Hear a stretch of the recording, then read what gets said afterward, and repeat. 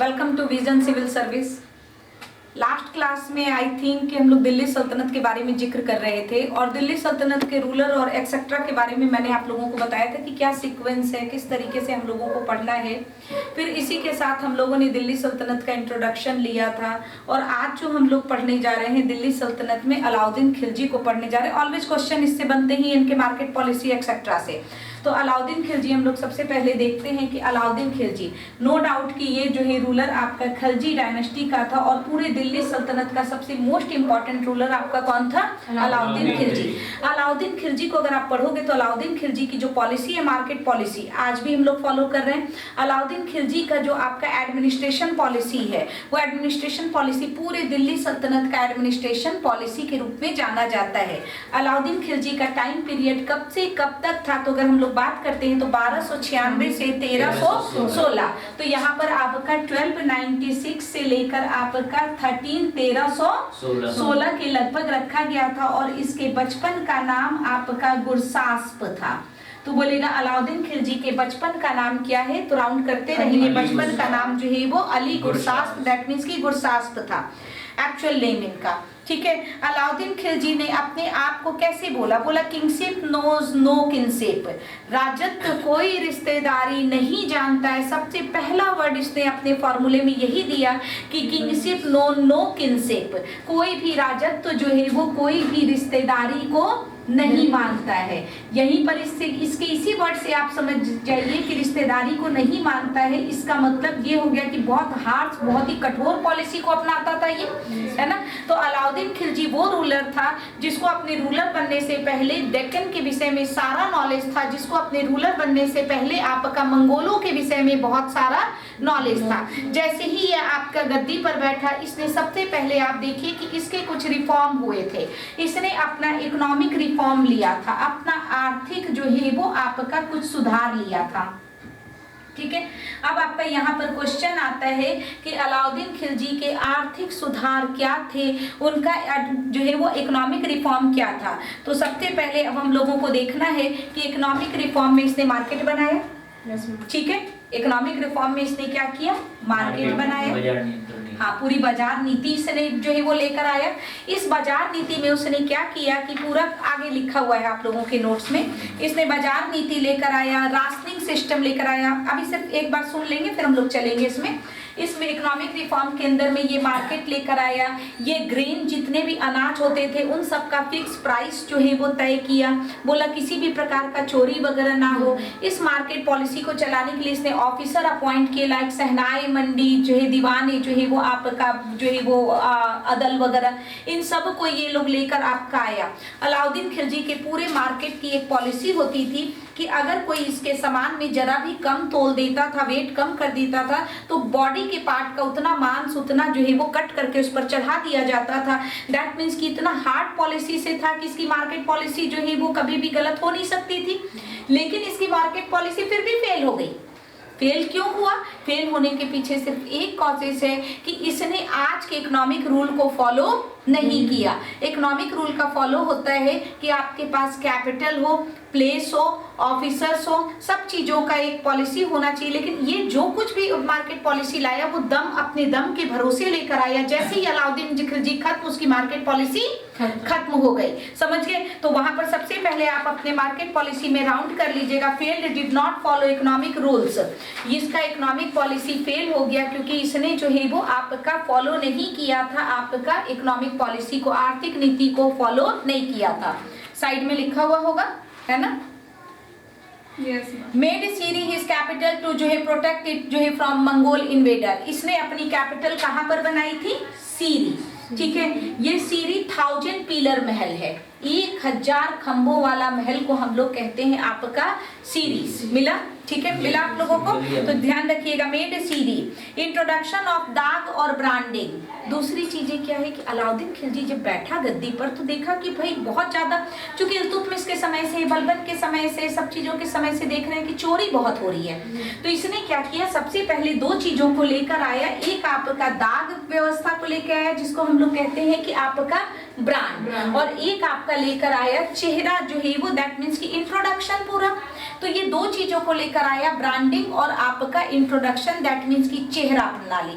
Brand में ये आपका क्या करता था, सिंपल सा घोड़े के पुट्ठे पर दाग दिया जाता था, जिससे ये पता लगता था कि वो आपका शाही घोड़ा है, रॉयल घोड़े हैं, ताकि घोड़े की अदली बदली ना हो सके। अच्छे घोड़े लोग ले जाते थे और खराब और घटिया घोड़े की काउंटिंग बस चाहिए होती थी, काउंटिंग पर छोड़ जाते थे।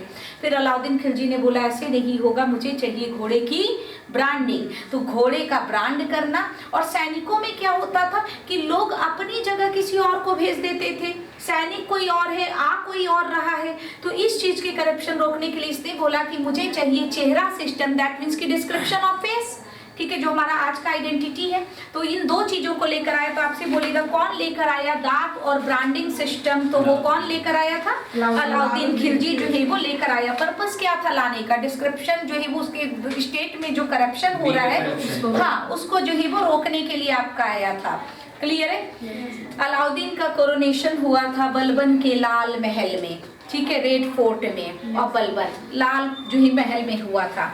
अलाउद्दीन खिलजी ने जैसे ही गद्दी पर बैठा एक नया डिपार्टमेंट इसने बनाया था जिसका नाम था दीवान-ए-मुस्त-खराज, ठीक है। ये जो दीवान-ए-मुस्त-खराज था, ये मुस्त-खराज क्यों लाया गया था, दीवान-ए-मुस्त-खराज इसलिए लाया गया था कि पेंडिंग अमाउंट को हम कलेक्ट कर सके, बकाया राशि की वसूली की जा सके।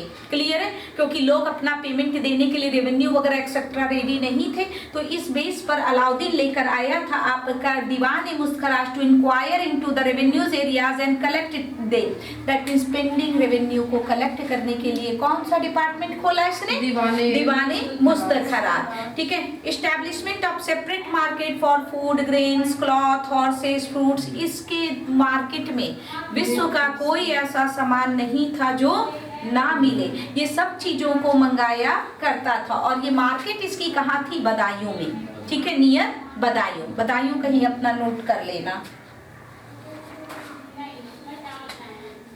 क्लियर है, बदायूं। अब इसकी पूरी मार्केट पॉलिसी आपकी जो थी, इसके लिए दो ऑफिसर ये लेकर आया था। एक का नाम था आपका शहनाई मंडी और एक का नाम था दीवान-ए-रियासत। तो एक सिंगल क्वेश्चन हमारा बनकर तैयार हुआ यहाँ पर कि अलाउद्दीन खिलजी ने अपनी मार्केट पॉलिसी के लिए कौन कौन से दो ऑफिसर अपॉइंट किए थे, तो शहनाई मंडी और दीवान-ए-रियासत, ठीक है। किस लिए इसने शहनाई मंडी लिया था, ताकि मार्केट का प्राइस प्रॉपर रेगुलेट हो सके, उसमें किसी चीज का तौल मोल का कोई गलती ना हो। क्लियर है। और एक क्वेश्चन आप ध्यान रखिएगा, सर्वकाइनी आप में लिखा है, अलाउद्दीन खिलजी की पूरी मार्केट पॉलिसी का जो श्रेय जाता है, जो अचीवमेंट है, उसके सक्सेस होने का जो आपको जाता है कंप्लीटली, वो आपको किसको जाता है, सर्वकाइनी को। क्लियर, सर्वकाइनी क्या है, एक बंदा है। तो बोलेगा अलाउद्दीन खिलजी की मार्केट पॉलिसी का श्रेय किसको जाता है, सर्वकाइनी। साइड में कहीं सर्वकाइनी लिखा होगा आप लोगों का, ठीक है, सर्वकाइनी, ठीक। दीवान-ए-रियासत वगैरह के पास कहीं पर सर्वकाइनी होगा, मिला। Establishment of separate department of, उसी में देखो मार्केट के लिए दो ऑफिसर, दीवान-ए-रियासत और शहनाई मंडी किया था, वहीं सर्वकाइनी लिखा हुआ है, नहीं लिखा हुआ है हिंदी में, तो लिख लीजिए। इसके मार्केट पॉलिसी को जो है वो, इसके मार्केट पॉलिसी को बनाने का या इसके मार्केट पॉलिसी को चलाने का मुख्य श्रेय सर्वकाइनी को जाता है। हो गया, चलो।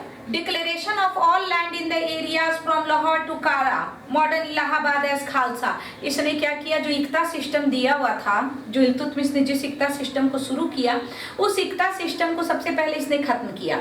और इक्ता सिस्टम खत्म करने के बाद इसने लोगों को सैलरी कैश में देना शुरू किया। इसके लिए उसने क्या किया कि कई सारी जमीनों को रॉयल जमीन, शाही जमीन में बदल कर रख दिया था। तो बोलेगा कौन था जिसने जो है वो आपका लाहौर से लेकर कारा तक के सारे जमीनों को साफ कराया और उसे रॉयल लैंड, खालसा लैंड में कन्वर्ट कर दिया था, तो वो कौन था, अलाउद्दीन खिलजी, ठीक है। Rising the land revenue to 1/2 of the gross जो है प्रोडक्शन इन खालसा, जो है वो आपका खालसा। तो इसमें ध्यान रखिएगा, आपका कहते हैं कि इसने टोटल रेवेन्यू कितना परसेंट लेना शुरू कर दिया था, 50%। अब आपको पता है, देखो 50% का रेवेन्यू लिया। यहाँ पर एक चीज देखो, इसने लिया 50% का रेवेन्यू, बोला डायरेक्ट पीजेंट और डायरेक्ट किंग, राजा और किसान के बीच में डायरेक्ट रेवेन्यू सिस्टम चलेगा, ठीक है। 50%, कोई दिक्कत नहीं थी। इसने सबसे समझदारी का काम किया था इसने मीडिएटर्स हटा दिए थे। मीडिएटर्स, कोई मध्यस्थ बीच में नहीं रहेगा। लिखा हुआ होगा आगे नोट्स में आपके कहीं ना कहीं, खुद, मुकद्दम, चौधरी, ये सब कई मीडिएटर्स थे जिनको इसने हटा दिया था। तो क्या होता था, 50% किसानों के पास होता था और 50% रॉयल ट्रेजर्स में आ जाता था, शाही खजान में, कहीं कोई दिक्कत नहीं था। बाद में मोहम्मद बिन तुगलक ने भी दोआब में 50% टैक्स लगाने की कोशिश किया था, लेकिन मोहम्मद बिन तुगलक आपका सक्सेस नहीं हो पाया, सफल नहीं हो पाया, क्योंकि वो बीच से मीडिएटर नहीं हटाया। तो बीच से मीडिएटर नहीं हटाया तो क्या हुआ, लोग 80-90% कलेक्ट करने लग गए। 50% राजा को दे देते थे, 30-40% खुद रखते थे। बेचारे किसानों के पास बचता ही क्या था, समझ गए? तो हाँ, तो ये अलाउद्दीन खिलजी की यहाँ पर समझदारी थी कि अलाउद्दीन खिलजी ने अपनी पॉलिसी में क्या क्या किया, मार्केट पॉलिसी चलाया, सब चीजों को जब तक वो रहा तब तक तो प्राइस वगैरह हर चीज को कंट्रोल रखा, ठीक है। ऑफिसर अपॉइंट किए, रूल वगैरह लेकर आया, दीवाने मुस्तखराज वगैरह इसने जो बनाया, चेहरा बनाया, दाग सिस्टम बनाया, इक्ता को खत्म करके लोगों को कैश सैलरी देना शुरू कर दिया कि भाई सारे इक्तादार मुझे वापस से मेरा इक्ता दें और वो इक्ता शाही जमीन होगी। तो इसने सबको एक तरीके से बहुत ज्यादा स्टेबिलिटी दे दिया था, सुधार दे दिया था। Imposition of 2 customary taxes, grazing और हाउस टैक्स चरी, ये 2 नया टैक्स लगाया था, चरी और घरी टैक्स। चरी मतलब चरागाह पर लगने वाला टैक्स, घरी दैट मींस हाउस टैक्स, ठीक है। सीज द पावर ऑफ खुद मुकद्दम चौधरी, यूपीपीसीएस का क्वेश्चन है कि किसने खुद मुकद्दम चौधरी के पावर को सीज कर लिया था, अलाउद्दीन खिलजी ने। बीच का मीडिएटर हटा दिया, मीडिएटर हटा दिया तो डायरेक्ट जो है वो आपका पैसा आने लग गया 50% उसमें, क्लियर है।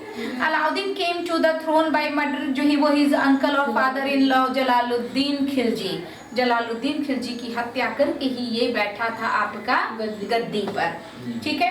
As the governor of Awadh, Alauddin है जो है वो accumulated a vast treasure by invading Deoghar in Deccan. Very very important में डालू बोलेगा, जब अलाउद्दीन खिलजी अवध का गवर्नर था उस समय उसके हाथ में जो है वो आपका कहाँ का खजाना जो है वो लगा था, देवगिरी के, डेक्कन का, डेक्कन की देवगिरी का, समझ गए। इसने बहुत बड़ा खजाना वहां से, मतलब बहुत सारा पैसा वहां से कलेक्ट कर लिया था। अलाउद्दीन की टाइटल को राउंड कीजिए, इसकी टाइटल कौन कौन सी है, नासिर अमीर उल या नासिर उल मुमालिन और यामिनी उल खिलाफत, ये दोनों टाइटल इसने किसकी रिस्पेक्ट में लिया था, खलीफा।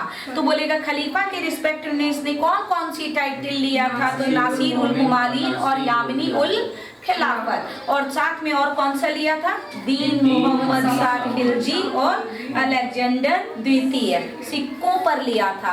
ये यूपीएससी का क्वेश्चन है कि जो है वो किसको कहा जाता है, सिकंदर द्वितीय, अलेक्जेंडर सेकेंड किसको बोला जाता है, तो अलाउद्दीन खिलजी को बोला जाता है, ठीक है।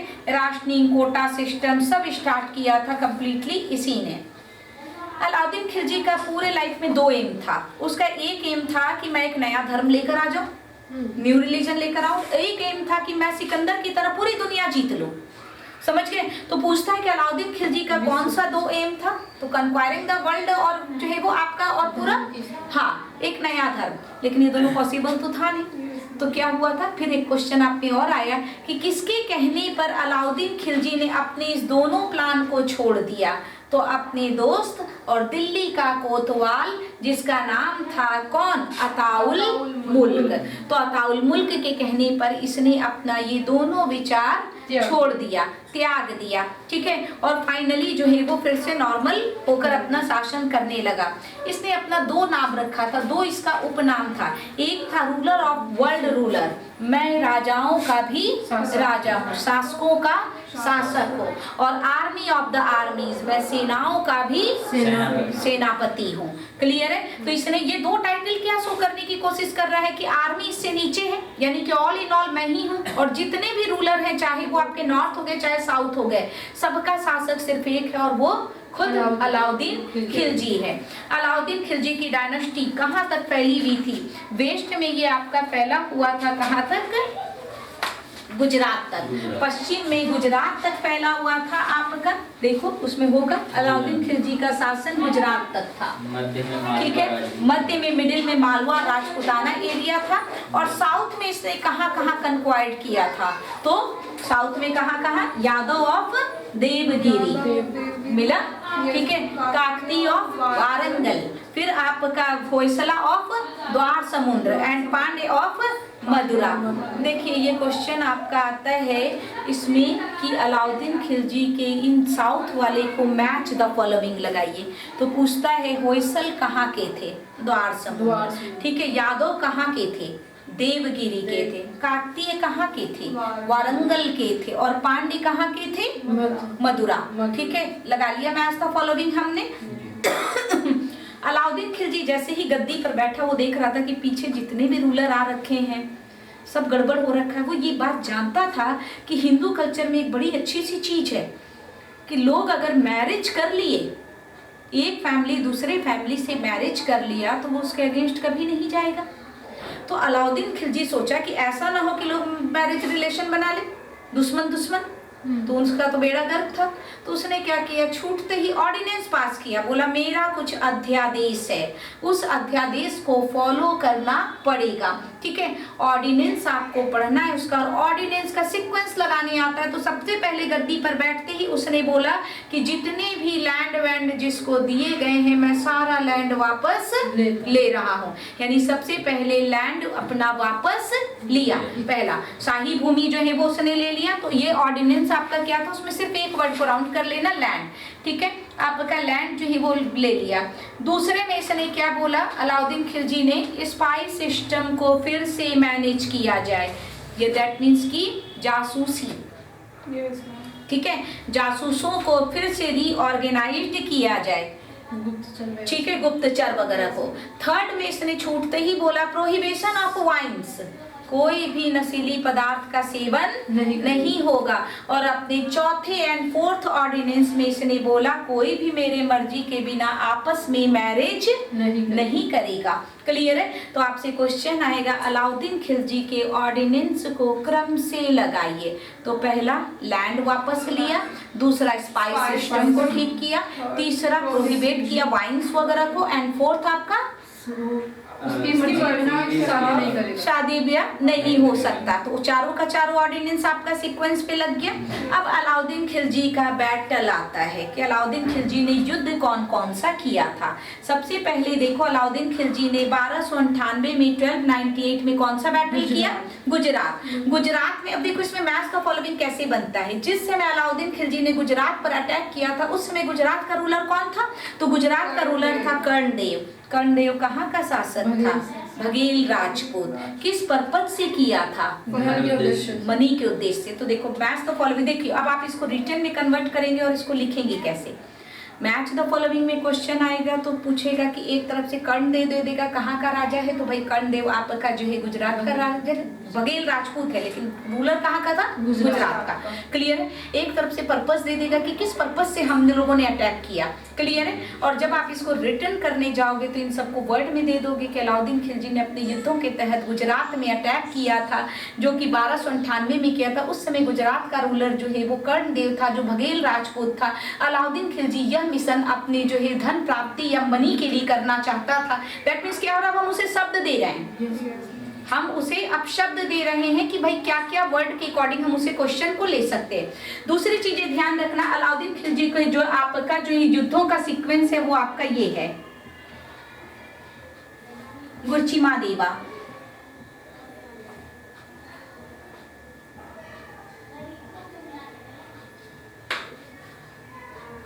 अलाउद्दीन खिलजी के बैटल का क्रम गुरचिमा देवा है। गुजरात, रणथंबोर, चित्तौड़, मालवा, देवगिरी, वारंगल, समझ रहे हो, गुरचिमा देवा। तो पहला क्वेश्चन तो ऑब्जेक्टिव में ये भी उठकर आता है कि अलाउद्दीन खिलजी के युद्धों को क्रम से लगा दीजिए। तो जनरली यही युद्ध देता है, ठीक है। गुरचिमा देवा, गुर से गुजरात, आर से रणथंबोर, ची से चित्तौड़, मा से मालवा, दे से देवगिरी, वा से वारंगल। समझ रहे हो? क्लियर है? आप क्वेश्चन को फिर तोड़ देना है। गुजरात, जिस समय गुजरात पर अटैक किया वो 1298 का जो है वो आपका समय था। इस समय यहाँ का रूलर आपका कौन था? तो कर्णदेव था। और कर्णदेव आपका क्या था? तो कर्णदेव बघेल राजपूत था। पर्पस क्या था हमारे यहाँ पर अटैक करने का? मनी पर्पस था हमारा। दूसरा, इसी तरीके से 1301 में इसने रणथंभौर का मिशन किया। 1301 में रणथंभौर का मिशन किया था। रणथंभौर का मिशन किया था, उस समय वहां का राजा कौन था? हम्मीर देव। ठीक है, हम्मीर देव था उस समय वहां पर। आपका कहते हैं कि क्यों किया था यहाँ पर? तो कहते हैं कि कोई मंगोल इन्वेडर था जिसका नाम था मीर मोहम्मद शाह। इस मीर मोहम्मद शाह को इसने हम्मीर देव ने संरक्षण दे दिया था, प्रोटेक्शन दे दिया था। और अलाउद्दीन खिलजी कहता था मुझे ये वापस चाहिए, लेकिन क्षत्रिय धर्म था, अगर आपने शेल्टर दे दिया है तो आप उसे नहीं दे सकते थे। यही कारण था कि अलाउद्दीन खिलजी ने कहां पर अटैक किया? आपका रणथंभौर पर। तो पूछेगा रणथंभौर पर अटैक करने के पीछे क्या कारण था? तो वो वापस मांगना था, मंगोल आक्रमणकारी को वापस मांग रहा था। क्लियर है? At this time Nusrat Khan जो है वो डाइड। तो बोलेगा इस समय अलाउद्दीन खिलजी का कौन सा सेनापति मारा गया था? नुसरत खान मारा गया था। पहली बार अलाउद्दीन खिलजी के किस विजन में वोमेन जौहर कमिटेड कर ली थी? ठीक है, कि मैं जौहर कर रही हूँ, तो वो था रणथंभौर। तो बोलेगा पहली बार रणथंभौर में जौहर हुआ था इसके अकॉर्डिंग। और इस बात का सच इंस्टेंस डिस्क्राइब बाय अमीर खुसरो। और इस घटना का जो है वर्णन किसने किया था? अमीर खुसरो। समझ गए? तो जो अलाउद्दीन खिलजी के समय में पहली बार रणथंभौर की वोमेन्स ने कमिटेड किया था जौहर। क्लियर? अब यहीं पर आपका देखेंगे 1303 में इसने कहां पर अटैक किया था? फिर चित्तौड़ पर अटैक किया, ये 1303 में। चित्तौड़ पर अटैक करने के पीछे कई लोग ऐसा कहते हैं कि पद्मावती के कारण किया, जैसा कि मूवी बन गया है कि पद्मावत के कारण किया है। तो यहाँ पर ध्यान रखिएगा कि उस समय जो है वो राजा कौन था? राणा रतन सिंह जो है वो आपका था। मलिक मोहम्मद जायसी इस बात को बताते हैं, एक्चुअली मलिक मोहम्मद जायसी हुमायूं के समकालीन है। उन्होंने इस बात को बताया कि अलाउद्दीन खिलजी पद्मावती की खूबसूरती से बहुत ही ज़्यादा इम्प्रेस थे और वो चाहते थे कि पद्मावती को वो देखें, पद्मावती उनके साथ रहे। क्लियर है? तो ये बताया मलिक मोहम्मद जायसी की बुक पद्मावत में। लेकिन अगर आप एक्चुअल में इसके अंदर में जाके देखोगे तो अलाउद्दीन खिलजी इतना बड़ा पागल नहीं था। ठीक है, अलाउद्दीन खिलजी चाहता था कि वहां से ट्रेड वगैरह पूरा हो, ट्रेड रूट इफेक्ट हो रहा था, इसलिए अलाउद्दीन खिलजी चाहता था कि हमारे पास चित्तौड़ हो। क्लियर है? लेकिन अलग अलग लोगों ने इसको अलग अलग तरीके से डिस्क्राइब किया था। क्लियर है? In this mission Khusro came with Alauddin Khilji. बोलेगा खुसरो किस मिशन में अलाउद्दीन खिलजी के साथ था? तो किस मिशन में था? चित्तौड़ में था। और इसी समय अलाउद्दीन खिलजी ने चित्तौड़ को अपने अंडर में किया और चित्तौड़ को का नाम बदल के खिजराबाद रख दिया अपने बेटे खिजर खां के नाम पर। और एक्चुअली में बोला जाता है कि ये जो खिजर खां थे बाद में ये रामचंद्र की बेटी से एक मैरिज होगा, खैर मैं बताऊंगी इसे। 1307 में इसने कहां पर अटैक किया था? देवगिरी पर। उस समय देवगिरी का राजा कौन था? रामचंद्र। रामचंद्र को इसने क्या टाइटल दिया? राय रायन। ठीक है, राय रायन की टाइटल जो है वो दिया था। फर्स्ट साउथ जो है वो India country to be attacked. बोलेगा कि अलाउद्दीन खिलजी का दक्षिण में पहला अटैक किस पर किया था? देवगिरी। देवा से देवगिरी हमारे पास आ गया। उस समय वहां का राजा कौन था? रामचंद्र ने क्या किया था कि अपने आप ही जो है वो अपने आप को सरेंडर कर दिया था। तो खुश होकर अलाउद्दीन खिलजी ने उसको टाइटल दे दिया था राय रायन की। फिर अलाउद्दीन खिलजी ने नेक्स्ट एक्सपेडिशन किया जिसका नाम था वारंगल और तेलंगाना मिशन। क्लियर है? इस समय यहाँ का रूलर प्रताप रुद्र था। सम टाइम ईरानियन हिस्टोरियंस कहते थे इसको लंगड़, क्योंकि ये लंगड़ा के चलता था। क्लियर है? अलाउद्दीन खिलजी जैसे ही इस पर अटैक किया आपका वारंगल पर, ये प्रताप रुद्र क्या किया? अपना एक गोल्ड की मूर्ति दिया और उसको गोल्ड के चेन से बंधवा दिया और अलाउद्दीन खिलजी को गिफ्ट कर दिया। तो इसका मतलब क्या हो गया कि मैं सरेंडर कर रहा हूँ। अगर मैं अपनी गोल्ड मूर्ति बनवा के, गोल्ड मेटल की मूर्ति बनवा कर किसी को चेन से जकड़ के दे दूँ, इसका मतलब मैं सरेंडर। तो पूछेगा कि किसने अलाउद्दीन खिलजी को सोने की मूर्ति दी थी, सोने की जंजीर से बांधकर? प्रताप रुद्र ने दिया था। और साथ ही जो है प्रताप रुद्र ने इसको एक जो है वो कोहिनूर, ठीक है, नहीं, यह तो उसमें प्रताप रूप ने कोहिनूर, और कोहिनूर का इतिहास अपने आप में ही बड़ा डिफिकल्ट इतिहास है। कोहिनूर आता है, कोहिनूर जा रहा है, ठीक है। 1311 में इसने द्वार समुद्र पर अटैक किया था, वहां का रूलर वल्लाल थर्ड था। और लास्ट मिशन इसका था आपका मदुरई मालाबार साउथ में, और उस समय वहां का रूलर था वीर सुंदर। और अलाउद्दीन खिलजी को सबसे ज्यादा पैसा अपने किस मिशन से मिला? मदुरई। ये भी क्वेश्चन आ चुका कि अलाउद्दीन खिलजी को किस मिशन से सबसे ज्यादा पैसा मिला था? तो मदुरई से सबसे ज्यादा पैसा जो है वो मिला था। ठीक है, समझ गए यहाँ पर? ओके है, ठीक है। अब इसी में जो है वो आप लोगों को देखना है कि यहाँ पर